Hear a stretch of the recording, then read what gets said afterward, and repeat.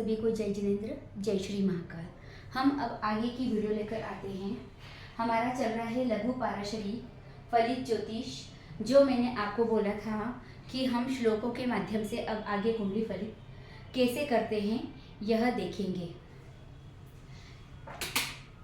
इसके लिए आपको यह करना है कि ये जो श्लोक हैं, मैंने आगे 2 श्लोक पहले बताए हैं, अब ये जो 2 श्लोक हैं, सर्वे त्रिकोण नेतारो ग्राहा शुभ फल प्रदा पतय स्त्र षडायानाम यदि पाप फल प्रदा।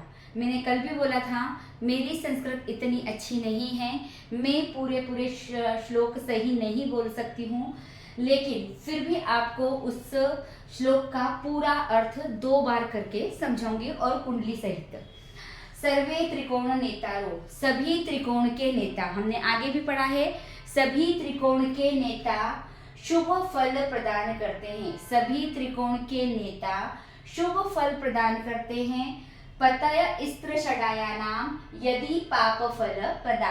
पतय स्त्र षडायानाम, षडा यानी षट यानी 6, यानाम यानी षट 6, 3 6 11, याना मतलब आय, और पतय स्त्र इनके मालिक, इनके पति, पाप फल प्रदा, यदि 3 6 11 के कोई मालिक बनते हैं तो वे पाप फल प्रदान करते हैं। अर्थात इस श्लोक का अर्थ इस प्रकार होगा, सभी त्रिकोण के नेता, त्रिकोण कौन है हमारे पास, 1 5 9 भाव, पहला भाव, 5वां भाव और 9वां भाव। पहला, 5वां और 9वें भाव में जो भी राशि हो, जिस भी की भी कुंडली में जो भी राशि हो, उस राशि का जो मालिक, स्वामी, अधिपति होता है वह शुभ फल प्रदान करता है। उसी प्रकार पतय स्त्र षडायानाम, षडायानाम यानी 3 6 11 के मालिक, यानी तृतीय भाव, षष्ठम भाव और एकादश भाव के मालिक, पतय मतलब इनके पति जो होंगे, उनके अधिपति जो होंगे, वे पाप फल प्रदान करते हैं। आगे आप इसको ये भी कह सकते हो कि 3 6 11 के मालिक पाप फल प्रदान करते हैं। इसके अलावा त्रिक कौन सा था हमारा, 8 और 12 भाव के मालिक भी शुभ फल प्रदान नहीं करते हैं, और मारक 2 और 7 भाव के मालिक भी शुभ फल प्रदान नहीं करते हैं। ये हुआ आपका पूरा श्लोक का भाव। अब इसे कुंडली सहित समझ लिए। सर्वे त्रिकोण नेतारो ग्राहा शुभ फल प्रदा, सभी त्रिकोण के नेता, इसमें आपकी राशि कौन सी है, मिथुन। इस कुंडली में ये हमारा उदाहरण है, ये किसी की कुंडली नहीं है, इसमें राशि है मिथुन। प्रथम भाव में मिथुन राशि है, पंचम भाव में तुला राशि है और 9वें भाव में कुंभ राशि है। तो मिथुन राशि का स्वामी कौन है, मिथुन राशि का स्वामी है बुध, तुला राशि का स्वामी है शुक्र, और 9वें भाव में जो कुंभ राशि है उसका स्वामी है शनि। तो इस कुंडली में बुध, शुक्र और शनि शुभ फल प्रदान करेंगे। इन भाव के मालिक शुभ फल प्रदान करेंगे। आगे है पतय स्त्र षडायानाम, तीसरा, छठा और 11। तीसरे में आ जाएगी आपकी 3 4 5 6 7 8 9 10 11 12 1 2। ये आपकी कुंडली पूरी होगी। तो पतय स्त्र षडायानाम 3 6 मतलब तीसरे भाव का मालिक कौन है, सूर्य। उसके बाद छठे भाव का मालिक कौन है, मंगल। और आय भाव का मालिक कौन है, मेष राशि, मतलब ये भी मंगल।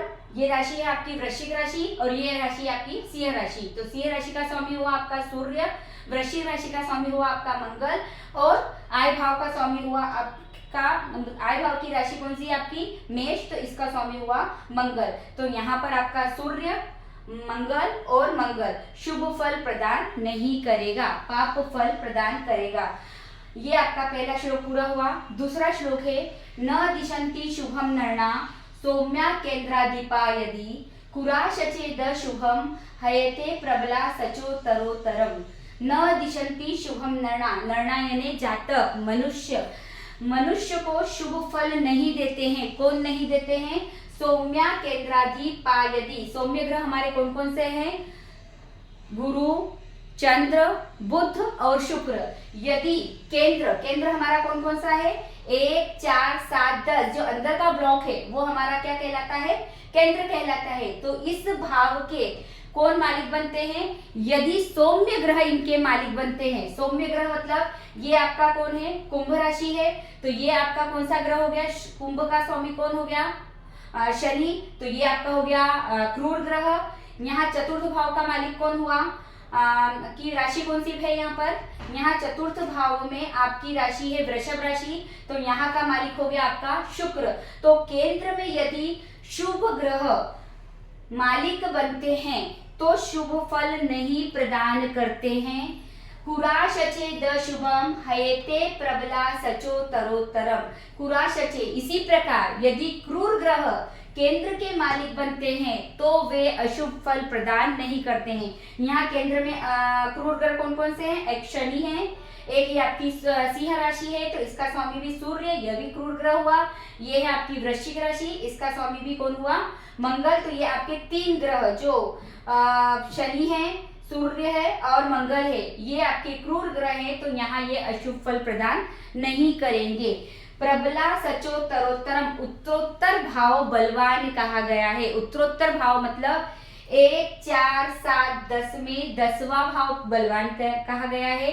इसी प्रकार आप पहला भाव, 5वां भाव और 9वें भाव में 9वें भाव को बलवान कह सकते हैं। मारक में 2 और 7 में 7वें भाव को बलवान कह सकते हैं। त्रिज्या में 3 6 11 में 11 भाव को बलवान कह सकते हैं। उसके बाद है आपका त्रिक भाव 8 और 12 में 12 भाव को बलवान कह सकते हैं। अब इसको आप एक बार और इसे समझ लीजिए। न दिशंति शुभम नना सौम्या केंद्रादि पायदि कुराशचे द शुभम हयते प्रबला सचो तरम। नहीं देते हैं शुभ ग्रह, नहीं देते हैं केंद्र के मालिक बनने पर। यदि शुभ ग्रह केंद्र के मालिक होंगे तो वे शुभ फल प्रदान नहीं करेंगे। इसी प्रकार यदि क्रूर ग्रह केंद्र के मालिक होंगे तो वे अशुभ फल प्रदान नहीं करेंगे। इस वीडियो को आगे बढ़ाते हुए और इस कुंडली को आगे बढ़ाते हुए एक बात और आप समझ लीजिए। मान लो इसको इसलिए आगे बढ़ा रहे हैं ताकि आपको अच्छे से समझ में आ जाए कि यह नियम सिर्फ हमारे लिए चौथे और दशम भाव के लिए लागू होता है, लग्न और सप्तम भाव के लिए लागू नहीं होता है।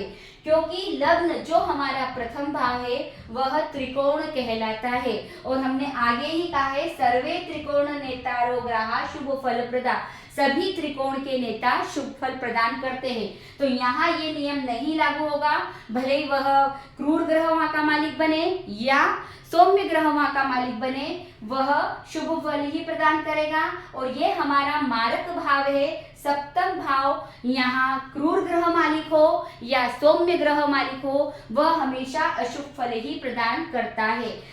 ये वाला श्लोक हमारे चौथे भाव और 10वें भाव के लिए लागू होता है। लेकिन यहाँ एक और बात विशेष है कि यदि चतुर्थ भाव के मालिक की दूसरी राशि या दशम भाव के मालिक की दूसरी राशि त्रिकोण में चली जाए तो वह भी शुभ फल प्रदान करने लगेगी। अब जैसे इसकी दूसरी राशि 11 12 1 2 3 4 5 6 7 8 9 और 10, इसकी दूसरी राशि कहाँ गई, त्रिज्या में, तो ये अशुभ फल प्रदान नहीं करेगा। इसकी दूसरी राशि कहाँ गई, ये है आपकी तुला राशि, ये थी आपकी वृषभ राशि, ये है आपकी तुला राशि, ये कहाँ चली गई, त्रिकोण में चली गई, तो ये यहाँ पर शुभ फल प्रदान करेगी। जय जिनेंद्र।